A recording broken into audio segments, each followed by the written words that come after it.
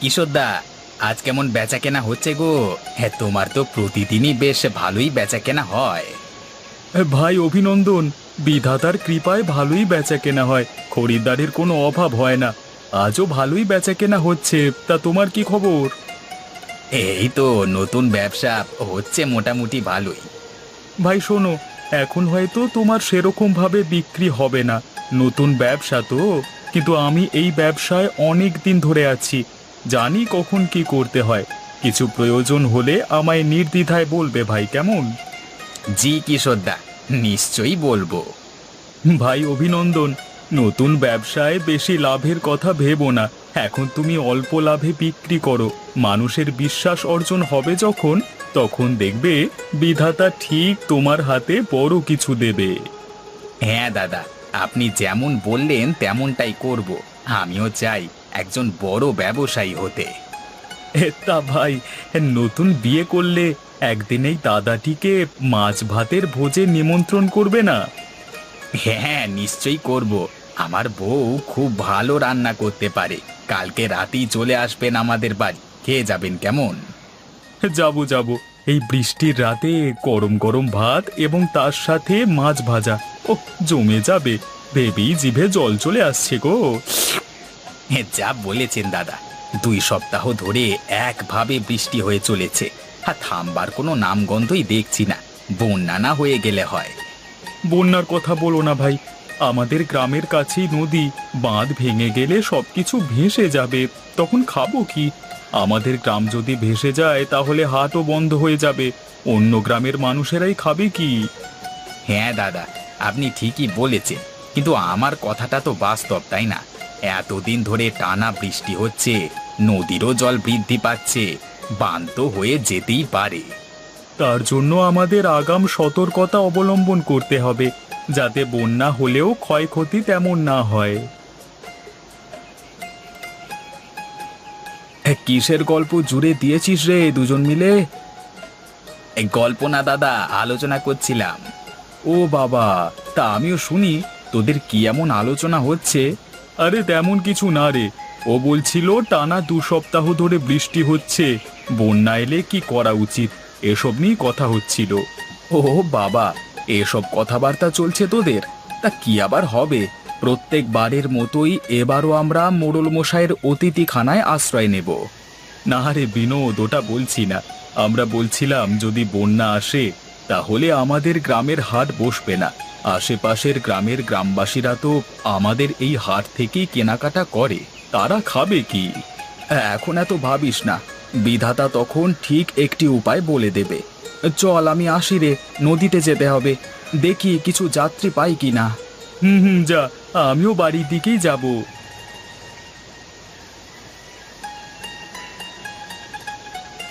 কি গো গিন্নি, খাবার বেড়ে বসে আছো কেন? যদি আমার আসতে দেরি হতো তখন কি করতে? কি আবার করতাম, আমি নিজে খেয়ে নিতাম। গিন্নি, মজা করছো আমার সাথে? কতদিন পর এইভাবে একটু মজা করলে তুমি আমার সাথে। থাক থাক, আর বলতে হবে না। তাড়াতাড়ি খেতে বসো তো, অনেক বেলা হলো তো। হ্যাঁ হ্যাঁ, বসছি বসছি। তুমিও আমার সাথে বসে পড়ো, আর কত বেলা করবে? তা বললে হয় গো, স্বামীর খাওয়া হলে তবেই স্ত্রীরা খায়, এটাই নিয়ম। তুমি চটপট খেয়ে নাও, তারপর আমি খেয়ে নেব। জানি না বাবা, তোমাদের এসব নিয়ম কানুন। ওসব ছাড়ো, আজকে কেমন বিক্রি হলো গো? মিথ্যে বলবো না, ঠাকুরের কৃপায় এখনো পর্যন্ত ভালোই বিক্রি হচ্ছে। এই ভারী বর্ষাতেও মানুষজন কেনাকাটা করতে আসছে। তা আসবে না কেন বলো তো? এই বর্ষায় গরম গরম মাংস আর সাদা চালের ভাত খেতে যে ভারী সুন্দর লাগে। ঠিক বলেছো তুমি, কিন্তু একটা চিন্তা মাথায় রয়েই যাচ্ছে। চিন্তা? এর মাঝে আবার চিন্তা কিসের? অনেক চিন্তা আছে গো। টানা 2 সপ্তাহ ধরে বৃষ্টি হচ্ছে, সেটার খেয়াল আছে। এবার যে বন্যা নামবে, বন্যা হয়ে গেলে আশেপাশের গ্রামের মানুষজন খাবে কি? হ্যাঁ, এই কথাটা তো ভেবে দেখিনি। আমাদের গ্রামটা ছোট হলেও আমাদের গ্রামের হাটের ওপর নির্ভরশীল আশেপাশের গ্রাম। সব যদি ভেসে যায় তাহলে মানুষ খাবে কি? ওটাই তো চিন্তার বিষয় গো গিন্নি। আশ্রয় তো নিয়ে নেব মোড়ল মশাইয়ের অতিথিশালায়, কিন্তু আশেপাশের মানুষজনের কথাও তো ভাবতে হবে। হুম, তোমার মাথায় কত চিন্তা ভাবনা। তোমার মতো স্বামী পেয়ে আমি ধন্য, যে শুধু নিজের কথা নয়, আরো 4টে মানুষের কথা চিন্তা করে। আরে ওসব কথা ছাড়ো। আচ্ছা শোনো, তোমাকে একটা কথা বলাই হলো না। কি কথা গো? আমাদের বাজারে আমার পাশে মাছ নিয়ে বসে অভিনন্দন, নতুন ব্যবসা শুরু করেছে।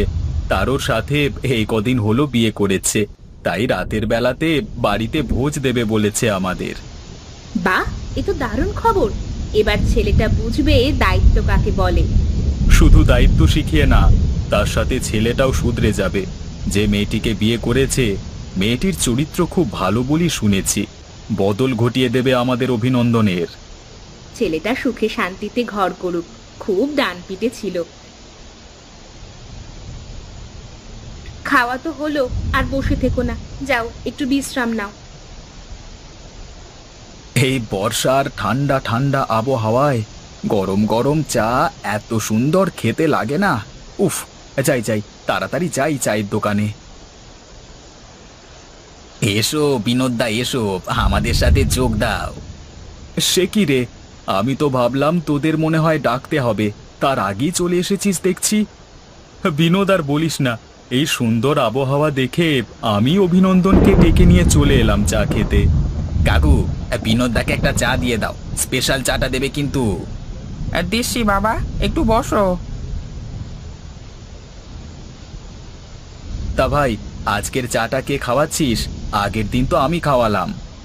আজকে আমার পালা দাদা, আমি খাওয়াচ্ছি। বাহ, চল সবাই এবার বাড়ি চল, রাত হয়ে গেল তো। হ্যাঁ হ্যাঁ, চল উঠে পড় সবাই, কাল আবার নিমন্ত্রণ আছে অভিনন্দনের বাড়ি। আমি কালকে কিশোর দাদাকে নিমন্ত্রণ করেছি, সেটা তুমি কি করে জানলে? আর যে তোমাকেও বলবো সেটা কি করে জানলে? আরে তোরা যখন কথা বলছিলিস আমি তখন শুনেছি, তাই জন্যই জানি। ও তাই বলো, আমি ভাবলাম কি করে আবার জানলে সব। তোরা চল বাড়ি চল। কাল কিন্তু তোমার উপর একটি মহা দায়িত্ব আছে। আমার উপর দায়িত্ব? কই, কিছু বলনি তো আগে। কি দায়িত্ব আছে? বউ, তেমন কিছু না। কালকে রাত্রে বিনোদদা আর কিশোরদা আসবে আমাদের বাড়িতে তোমার হাতে রান্না খেতে। বেশ ভালো করিয়ে জমিয়ে রান্না করতে হবে কিন্তু। ও আচ্ছা, এই ব্যাপার। তা রান্না কেন করব না? নিশ্চয়ই করব। আমি ভাবলাম কি না কি বলবে। ধুর পাগলি, আরে কি বলবো, এটুকুই শুধু। তুমিও না কি যে বলো, তোমার মুখে কিছুই আটকায় না দেখছি। থাক, অত লজ্জা করতে হবে না। কাল ভালো করে রান্না করবে। হ্যাঁ, মেনু হবে মাছ এবং সাদা ভাত। হ্যাঁ, রান্না তো করে দেব, কিন্তু কি উপলক্ষে নিমন্ত্রণ জানিয়েছো ওনাদের? তেমন কিছুর জন্য না। এক কিশোর দাদা আছে না, উনি আমার ব্যবসা চালাতে অনেক কিছু সাহায্য করেন। আবদার করেছেন আমার বাড়িতে খাবে, তাই আর কি। কি উপলক্ষে বলেছে জানো? হ্যাঁ বলো, আমিও শুনি। বলেছে নতুন বিয়ে হয়েছে সেই উপলক্ষে। মানে তোমার ব্যবসাতে কিশোর দাদা সাহায্য করে, নিশ্চয়ই মানুষটি খুব ভালো মনের। না হলে এখনকার স্বার্থপর জীবনে কেউ কারো উন্নতি দেখতেই পারে না। যা বলেছ বউ, আমাকে অনেক সাহায্য করে। এত কিছুর পরে তার আবদারটা রাখা তো আমার কর্তব্য। জি, কাল আমি ওদের তৃপ্তি করে খাওয়াবো। আজকে রাত হয়ে গেল, ঘুমিয়ে পড়ো। কাল আবার বাজারে যেতে হবে তো। আর এই অসহ্যকর বৃষ্টি কোনোদিন যেন থামবে না। এই বৃষ্টির কথা বলতে মনে পড়ল, সবকিছু ভালো করে গুছিয়ে নিও। যা বৃষ্টি দেখছি, বন্যা নামলে কি হবে? প্রস্তুত থাকতে হবে আগে থেকে। আচ্ছা, তুমি কিচ্ছু চিন্তা করো না, আমি সব কিছু ঠিকঠাক করে রাখবো।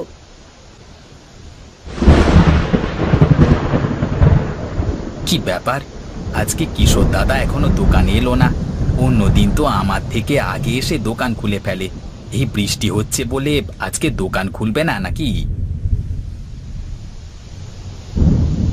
কি ব্যাপার রবি, আজকে একা কেন? কিশোর কোথায়? জানি না গো দাদা, অন্যদিন তো কিশোর দাদা আমার থেকে আগে এসে দোকান খোলে, কিন্তু আজকে এখনো আসেনি কেন? সে আজকে মনে হয় আর আসবে না। দেখা যাক আসে কি। শুনুন গ্রামবাসীরা, একটু এইদিকে আসুন তো, আপনাদের জন্য জরুরি বার্তা আছে। আবার কি কিছু হলো নাকি? গ্রামের মোড়ল মশাই নিজে এসে প্রচার করছেন। চলো বিনোদদা, গিয়ে দেখে আসি কি বলছেন মোড়ল মশাই। এমনি এমনি তো আর উনি আসেননি। হ্যাঁ হ্যাঁ, চলো গিয়ে দেখে আসি। মোড়ল মশাই, বলুন কি বার্তা আছে? নিশ্চয়ই গুরুত্বপূর্ণ বার্তা জানাবেন, তাই নিজে এসেছেন বলতে। হ্যাঁ বিনোদ, তুমি আন্দাজ ঠিকই করেছো। সকলে মন দিয়ে শুনুন। জি বাবু, বলুন। শুনুন গ্রামবাসীরা, শহর থেকে আমার কাছে খবর এসেছে টানা 2 সপ্তাহ ধরে বৃষ্টি হচ্ছে। নদীর অবস্থা খুব ভয়ঙ্কর। কিছুদিনের মধ্যেই বন্যা হয়ে যেতে পারে, তাই আগাম সতর্ক হয়ে যান গ্রামবাসীরা। বন্যা হয়ে গেলে আপনারা আমার অতিথিশালায় আশ্রয় নেবেন। খাওয়া দাওয়ার ব্যবস্থা আমি করে দেব। বাবু, আমাদের ব্যবস্থা তো আপনি করে দেবেন, কিন্তু আমাদের হাট না বসলে আশেপাশের গ্রামের মানুষ তো কিছু খেতে পারবে না। আমাদের বাজারের ওপরই তো তারা নির্ভরশীল। হ্যাঁ মোড়ল মশাই, ও ঠিকই বলেছে। আমাদের তো সবার কথাই ভাবতে হবে, তাই না? আচ্ছা আচ্ছা, আমি ভেবে দেখব এখন কি করা যায়। কিন্তু আমার অতিথিশালায় অত জায়গা নেই যে আশেপাশের গ্রামের মানুষেরও ব্যবস্থা করব। বাবু, আমি একটা কথা বলছি, খারাপ ভাববেন না। আপনি এখন উত্তেজিত হয়ে পড়বেন না। শান্ত মাথায় বাড়িতে গিয়ে বিশ্রাম নিন। আমরা বিকেলের দিকে গিয়ে দেখা করব আপনার সাথে। হ্যাঁ মোড়ল মশাই, ও ঠিকই বলেছে। আপনি শান্ত হন, একটা উপায় ঠিক বেরিয়ে যাবে। আচ্ছা, আমি তাহলে এখন বাড়ি যাই। হ্যাঁ, তোমরা বিকেলে অবশ্যই আমার সাথে দেখা করো।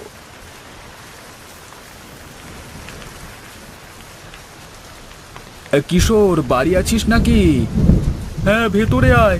বাইরে দাঁড়িয়ে আছিস কেন? কিশোর দাদা, কিশোর দাদা, খুব বড় বিপদ আসতে চলেছে। বিপদ? কি বিপদ রে? সব তো ঠিকঠাকই চলছে, কার কি বিপদ হলো রে? এখনো কারোর কিছু হয়নি, কিন্তু হতে কতক্ষণ। আরে কি হয়েছে খুলে বল।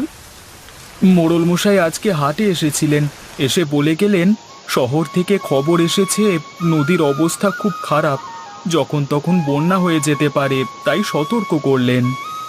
সে কি রে, আমাদের গ্রামে তো কোনোদিন বন্যা হয়নি। এখন কি করা যায় বলতে পারো?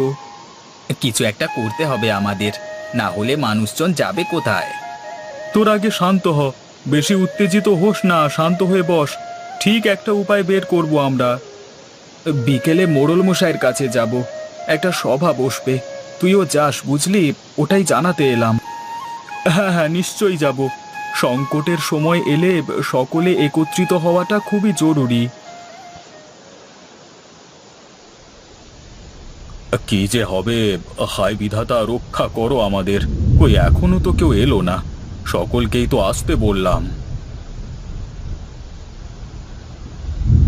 মোড়ল মশাই, আমরা সকলে এসে গেছি, সভা শুরু করুন। কিশোর, তুমি এসেছো? তা আমাদের গ্রামের এক ভয়ঙ্কর বিপদ ঘনিয়ে এসেছে তো। হ্যাঁ, সবই শুনেছি বিনোদ আর অভিনন্দনের মুখে। এখন ভয় পাওয়ার সময় নয়, সকলে মিলে একসাথে লড়ব। কার কি মত, কার কাছে কি উপায় আছে, সবাই জানাও একে একে। আমাদের প্রধান সমস্যা হচ্ছে খাদ্যের। এই নিয়ে যদি কারোর কাছে কোনো উপায় থাকে তাহলে নির্ভয়ে বলো। বাবু, আমি কিছু বলতে পারি? হ্যাঁ, নিশ্চয়ই বলো। এই সভা সকলের জন্যই, কেউ ছোট বড় নয়, তুমি নির্দ্বিধায় বলো।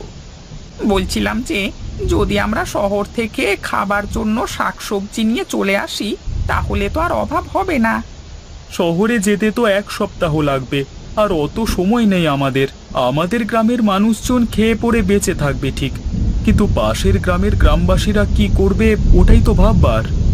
হ্যাঁ মোড়ল মশাই, আমাদের গ্রামের হাট যদি বন্ধ হয়ে যায়, তাহলে তাদের খাদ্য সংস্থানও বন্ধ হয়ে যাবে। ওরা থাকবে কি করে? ওটাই হচ্ছে প্রধান সমস্যা। যদি চারিদিক জলে পরিপূর্ণ হয়ে যায় তাহলে কিভাবেই বা আমাদের হাট বসবে? এমনিতেও তো শাকসবজি সব নষ্ট হয়ে গেছে। কি যে করব কিছুই বুঝতে পারছি না। বিধাতা, আমাদের রক্ষা করো তুমি। মোড়ল মশাই, এটি করলে কেমন হয়? তোমার কাছে কি কোনো উপায় আছে? তাহলে বলো কিশোর।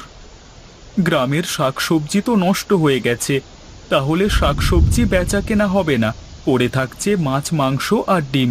এখন কদিন মানুষকে শুধু মাছ মাংস আর ডিম খেয়ে বেঁচে থাকতে হবে, আর খাবার ভাতের জন্য চাল নিশ্চয়ই সবার বাড়িতে থাকবে। হ্যাঁ, সে না হয় বুঝলাম, কিন্তু তুমি হাটে বিক্রি করবে কিভাবে? মোড়ল মশাই, পুরো কথাটা শুনুন। হ্যাঁ হ্যাঁ, বলো বলো। আমি মুরগির হাটে থাকি, মানে মাংস বিক্রি করি। আমার পাশের দোকান অভিনন্দনের মাছ বিক্রি করে। দুজনেরই দোকান টালির চালের, আর আমরা না হয় টালির চালের উপর উঠে বিক্রি করব। চাল পর্যন্ত তো বন্যার জল উঠবে না, তাহলেই হবে। মোড়ল মশাই, এই বুদ্ধিটা বেশ ভালো। আর আমাদের মাঝি ভাই বিনোদ সকল গ্রামবাসীকে নৌকায় করে নিয়ে আসতে সাহায্য করবে। হ্যাঁ, তাই হবে। বিনোদ, তোমার জানাশোনা আরও কয়েকজন মাঝিকে বলে রাখবে এই কথাটি, কেমন? আগে কর্তাবাবু, আপনি যেমনটি বলবেন। অভি, আমার হাতে হাতে একটি করে মুরগি তুলে দে। আমি খাঁচাটিকে তুলে নিয়েছি আমার টালির চালে। মুরগিগুলো দিলেই ভরে ফেলবো। আচ্ছা দাদা, তাই করছি। আগে তোমারটা হয়ে যাক, তারপর আমার মাছগুলিও তুলে ফেলবো। হ্যাঁ রে, একে একে হয়ে যাবে সব। নে নে, তাড়াতাড়ি দে আমার হাতে হাতে। এই নাও দাদা, ধরো।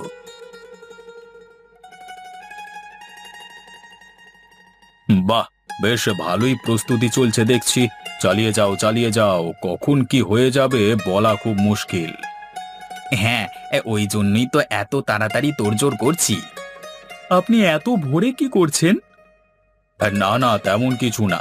এই দেখতে এসেছিলাম কেমন প্রস্তুতি চলছে।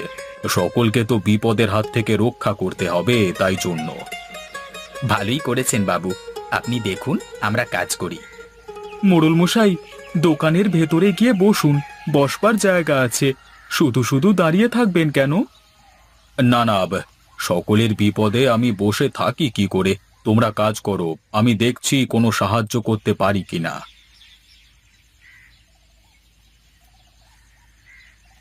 মোড়ল মশাই, মই ধরে তাড়াতাড়ি চালে উঠে আসুন। ওই দেখা যাচ্ছে প্রবল বেগে জল ঢুকছে গ্রামে। ভাগ্যিস বললে, না হলে কোথায় এখন ভেসে যেতাম। এমন কথা মুখে আনবেন না। আপনার কৃপাতেই তো আমরা এত ভালো আছি। আমার কৃপা নয়, সবই বিধাতার ইচ্ছা। বিধাতার ইচ্ছে ছাড়া কোনো কিছুই সম্ভব নয়। বুদ্ধিটা বেশ কাজে দিয়েছে। দোকান ঘরগুলি ডুবে গেলেও চালটি ভেসে আছে। এবার বিনোদদা লোকজন নিয়ে এলেই বেচা কেনা শুরু হয়ে যাবে, কারোর কোনো সমস্যা হবে না। সবার উপকার হলেই তো ভালো, তাই না?